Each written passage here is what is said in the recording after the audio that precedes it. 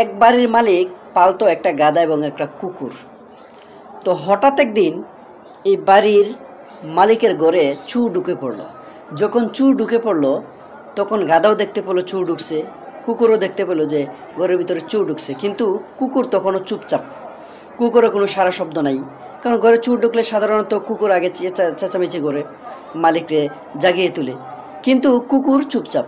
তখন গাধা হঠাৎ করে দেখতে পেল যে আসলে এই কুকুরের সামনে কিছু হাড্ডি পড়ে রয়েছে। তখন আর গাধার বুঝতে বাকি রইল না যে কুকুর এই হাড্ডির কাছে বিক্রি হয়ে গেছে। তখন গাধা কোনো উপায় না পেয়ে গাধাই চিৎকার চেঁচামেচি শুরু করলো। কিছুক্ষণ পর মালিকের ঘুম ভেঙে গেল এই গাধার চিৎকারে।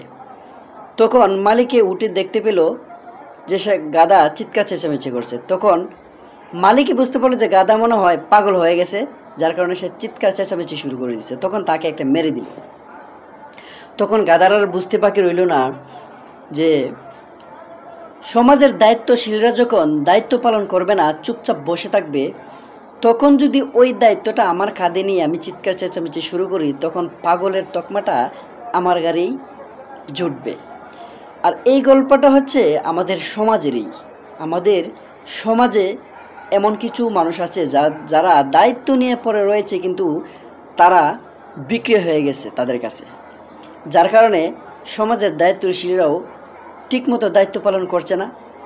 আর যখনই এই দায়িত্বটা অন্য কোনো মানুষ নিচ্ছে, তখনই তাদের উপরে এই গাধার মতো চাপ সৃষ্টি হচ্ছে এবং তারা এই গাধার মতো হয়ে যাচ্ছে। তো এই হচ্ছে বর্তমান সমাজের অবস্থা। যদি দায়িত্বশীলরা সমাজের দায়িত্ব নিয়ে বসে থেকে দায়িত্ব পালন না করে, তখন আমাদের এই অবস্থাই হবে।